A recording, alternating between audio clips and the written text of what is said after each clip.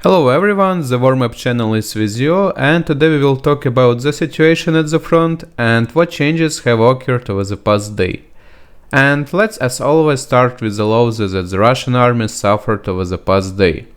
Russia lost 370 liquidated personnel, 44 tanks, 27 armored personnel vehicle, 2 artillery system, 2 MLRS, 1 anti-aircraft, 1 aircraft, 2 UAV, and 12 vehicles and full tanks. If I am not mistaken, 44 tanks is a record for Ukrainian army. How many tanks we didn't destroy in one day?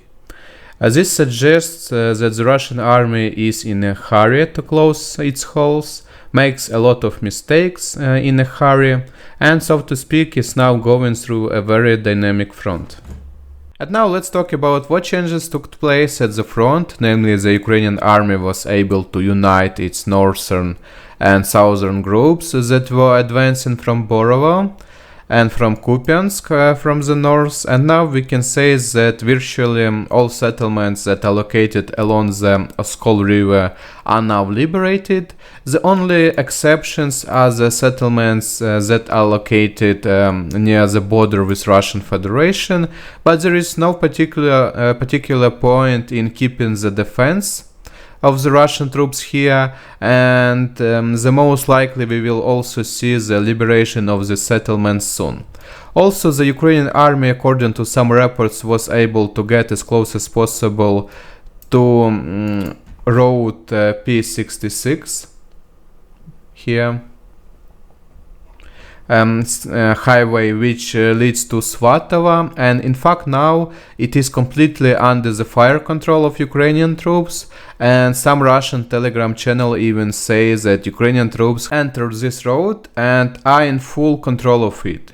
To what extent this is true, we will already know tomorrow, but the fact that the Kharkov region has actually been completely liberated, and this is a huge victory for Ukraine, and this is a fact. The front is now taking place at the Lugansk region, and the Lugansk region will be next after the Kharkiv region for complete liberation. According to some reports, the first decision that the administration of the city of Svatov made was the announcement of evacuation of a local population is given for this 72 hours, so around Svatova most likely a very interesting event will also take place in the near future, and we will hear good news from there. The fighting continues in the Kremenaya area here. Ukrainian artillery uses all its power in order to prevent the Russian troops from building defense lines there, but most likely the situation with the city of Liman will also repeat here itself, and it is unlikely that we will attack Kremenaya directly, and in other sectors of the front, on the Donetsk front with virtually no changes, it was possible to move the Russian troops a little closer to the Lysychansk, and it is also reported that Russian troops continue to attack Bakhmut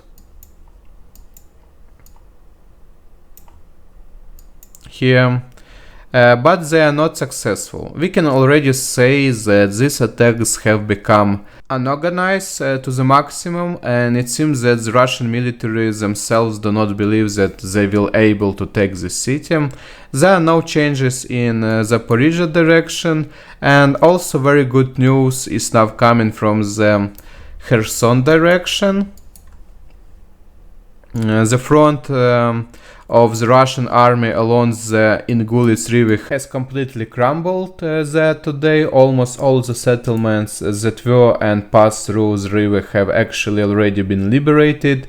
The only thing left to free it's Snigurivka, is one settlement that Ukrainian army has not yet liberated from large settlements along the Ingulets River. Also on this day we managed to liberate Velika Alexandrovka, Mala Alexandrovka, and Davidov Brod. Is a very important settlement for Ukraine, since the Ukrainian army spent a lot of effort on its release for about 2 months there, were battles, and the liberation of this settlement opens a second road for us to Berislav. That's all for me, thank you all for your attention and see you tomorrow.